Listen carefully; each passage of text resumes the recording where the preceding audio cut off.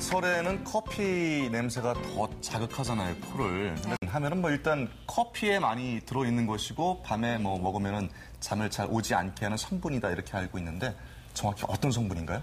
예, 카페인이라 그러면 사실 이름 자체가 이제 커피에서 유도가 되고 분리가 되고 확인이 됐기 때문에 네. 카페인이라는 이름을 갖게 되었는데요.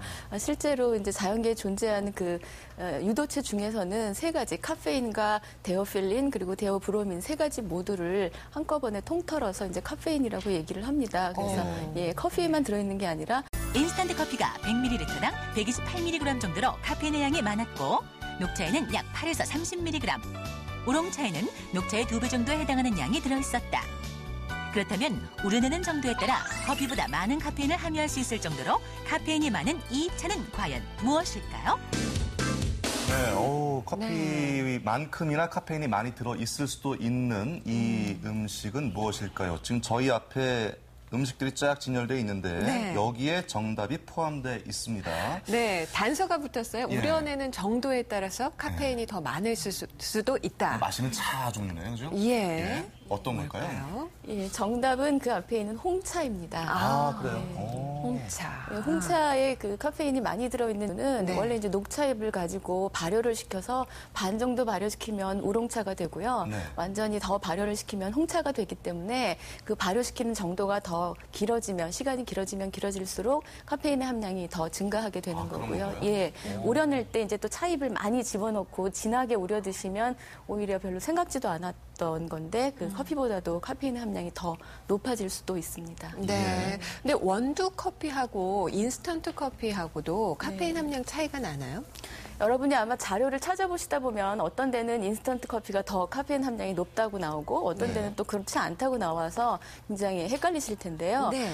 대체로 인스턴트 커피가 그 우려내서 먹는 커피보다 카페인 함량이 높게 나타나는 것이 좀 특징입니다. 네. 예, 지금 근데- 표에 보면 인스턴트 예. 커피가 128 네네. 정도로 예. 그러면은 그 우려내는 커피는 어느 정도? 원두 커피요? 원두 커피인 경우에는 차이가 굉장히 많아요. 그러니까 흐리게 편차가. 우려내는 경우에는 예. 한 뭐 20mg 정도만 들어있을 수도 있고요. 예. 아주 진하게 우려내고 오랫동안 우려내는 경우에는 저보다 더 높을 수도 있거든요. 아, 그래요? 예, 네. 편차가 굉장히 크죠. 그런데 이제 그 커피의 원두의 원두 커피 같은 경우는 이제 우려 먹는 방법에 따라서 다르죠. 예. 근데 원두 커피 요즘 많이 드시는 에스프레소 있잖아요. 네, 아주 에스프레소. 독하게. 독하죠. 굉장히 독하죠. 그래서 원두 커피 드시면서 특히 이제 쓴맛이 강하기 때문에 이거는 굉장히 카페인이 많을 거다라고 생각들을 많이 하세요. 근데 아니에요? 에스프레소라는 말 자체가 빠르다라는 뜻이거든요. 예, 예. 우려내는 속도가 굉장히 빠르죠. 소량의 물을 사용해서 굉장히 빨리 우려내요.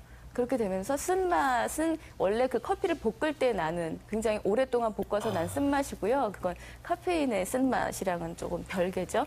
그래서 쓰지만 별로 카페인 함량이 높지 않은 것이 오히려 에스프레소 커피예요. 그 커피 그러면은 왠지 그 이 열매, 예? 그리고 녹차나 홍차는 이파리, 예, 그래서 또 커피 그러면 서양, 차 그러면 동양 이렇게 좀 생각이 나는데 들어있는 카페인도 종류가 다를 것 같아요. 완전 성질이 다를 것 같아요. 예, 아까 처음에 이제 카페인이라는 용어를 설명드릴 때 제가 세 가지 물질을 말씀드렸는데요. 네. 커피에 주로 들어있는 카페인은 역시 그냥 카페인이라고 하는 성분이고 차에 들어있는 카페인은 세오필린이라고 해서 조금 다른 물질인데 결국 카페인과 같은 그 각성 효과를 준다거나 심장 박동수를 증가시킨다거나 그런 효과를 다 가지고 있거든요. 네. 그런데 그러한 효과가 커피에 들어있는 카페인은 훨씬 더 높고 차에 들어있는 성분은 조금 낮은 효과를 갖고 있어요. 아, 그래요? 예, 그리고 녹차 안에 들어있는 또 다른 성분, 카테킨이라는 성분이 그 카페인이 흡수되는 것을 막아주는 역할을 할 수 있기 때문에 실제로 들어있는 양에 비해서는 그렇게 카페인에 좋지 않은 부작용을 좀 줄일 수 있는 방법이라고 할 수 있겠습니다. 그러니까 많은 분들이 아유 커피보다 녹차의 카페인이 더 많대 뭐 이런 말씀을 그런 얘기도 하시던데 있어요. 하지만 카페인이 있는 건 사실이지만 또 그 작용을 하는 걸 막아준 다른 물질이 그렇죠. 커피에도 카페인이 있다고 하는데 그게 사실인가요? 색깔은 있다입니다. 오늘 나오신 분들이 뭐 의심이 많으신 게 아니라 굉장한 지식을 갖고 계신 것 같은데요. 그런가요? 예. 디카페인 커피는 이제 카페인을 제거를 하긴 했죠. 그런데 그걸 100% 제거하지는 못했고요.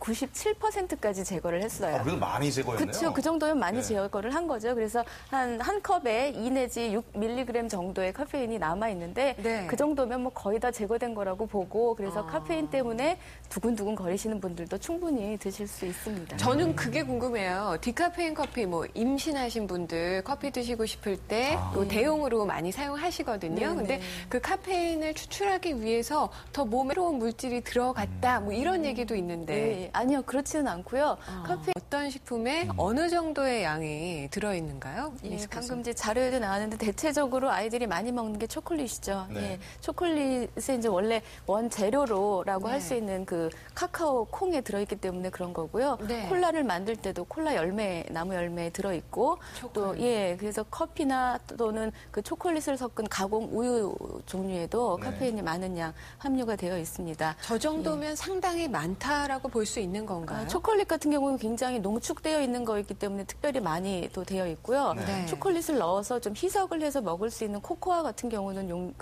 굉장히 많이 희석이 되기 때문에 조금 더 줄어들 수 있고 뭐 케이크를 만들 경우에도 얼마나 초콜릿을 넣느냐에 따라서 굉장히 차이가 커지죠. 그런데 초콜릿 같은 경우에는 완전히 농축된 거기 때문에 가장 함량이 높습니다. 그래요. 저렇게 수치로 보는 것보다 어떻습니까? 초콜릿 100g을 먹었다. 100g이라고 하면 예. 그거 말고 조금 더 큰 거 있잖아요. 이거요? 예, 그 밑에 완전히 밑에 거 깨기 판 전에 하나, 깨기 전 거요. 그 한 판이 한 30g 정도 돼요. 그게 굉장히 좀 얇은 건데. 일반 3개 이상 먹어야 그거 되겠네요. 3개 정도를 먹으면 커피 한 잔 마신 거랑 거의 비슷하거든요. 근데 초콜릿 좋아하는 애들은 뭐 굉장히 많이 먹어요. 그렇죠. 그렇게 그러니까 되면은 커피 먹이는 거랑 똑같은 효과를 볼 수가 아이들 있고요. 좋아하는 음식들 뭐 초콜릿 예. 들어간 과자들이 무수히 많은데 아이들은 뭐 성인들 커피 마시는 것만큼이나 카페인 섭취를 많이 하고 있는 거네요. 그렇게 따질 수 있죠. 네. 그리고 또 콜라가 큰 문제예요. 콜라 안에도 많은 양의 카페인이 들어있는 별로 모르고 계신 분들도 많고요. 아이들이 먹겠다는 거 잘 못 말리시거든요. 그래서 그냥 외국 갔다가 오시면서 애들 선물 사갖고 와야 되는데 그렇죠. 살 거 없어요. 비행기에서 파는 게 초콜릿입니다. 그럼 애들은 또 그거를 그냥 먹는 게 아니라 콜라랑 같이 먹어요. 그래요. 근데 문제는 카페인도 카페인이겠지만 이런 초콜릿이나 과자들, 초콜릿 과자들 당분도 상당히 높잖아요. 그렇죠. 예. 정말 말씀을 잘하셨는데 초콜릿 들어있는 것의 문제가 사실 초콜릿 그 원료가 되는 카카오 콩에는 너무나 몸에 좋은 항산화 성분이 들어있어요. 그래요? 그래서 이제 신문 보도도 많이 나고 이거 코코아가 좋다 얘기를 하는데 그걸 가지고 초콜릿을 만들었을 때는 당분 함량이 너무 높아지고요. 그 안에 또 포화지방산이 굉장히 많이 들어있어요. 예. 실제로 그걸 먹었을 때 나쁜 효과는 카페인의 효과뿐만 아니라 지나친 당분 섭취와 지방의 섭취가 더 문제가 될 수가 있죠. 또 콜라도 마찬가지로 제가 카페인이 문제라고 했지만 카페인과 함께 설탕이 굉장히 많은 양, 정제당이 들어가 있기 때문에 그게 또 문제가 될 수 있고요. 네. 커피를 드시는 경우에도 사실 커피 예찬 하시는 분들은 굉장히 아까도 뭐 커피 좋아하시는 분들 많이 계셨는데 원두 커피를 교수님도 어린 아드님을 두셨는데 아이들한테 무조건 안 줄 수는 참 없어요. 어떻게 해야 될까요, 이럴 땐? 정말 굉장히 힘든 문제죠. 먹겠다고 하는 거를 먹지 말라고 뺏기가 엄마들이 예. 쉽지 않죠. 그런데 이제 일단은 가장 첫 번째는 어디에 들어있는지 어머니들이 먼저 정보를 확실하게 알고 계셔야 된다는 거고요. 그 알고 계시면 그걸 이제 그다음에 교육을 하실 수가 있겠죠. 그런데 두 번째로는 완전히 안 돼 하지 마시고 왜 이게 좋지 않은지를 구체적으로 조금 설명을 해주시면 좋겠고요. 네. 특히나 커피가 들어간 거는 절대 안 되는 걸로 아예 딱 생각을 할 수 있을 정도로 계속 얘기를 해주시는 게 좋겠고 네. 초콜릿이 들어간 거는 어느 정도는 허용해도 괜찮겠습니다. 좀 끓여 마시는 과정에서 같은 차를 마시더라도 좀 카페인 함량을 줄일 수 있는 방법이 있을까요? 녹차나 홍차 같은 경우는 우려내는 방법에 따라서 좀 차이가 많은데요. 처음 끓이실 때 물을 팔팔팔 끓인 다음에 바로 그 뜨거운 상태로 우려내시면 제일 카페인이 많이 용출이 돼요. 녹아나와요.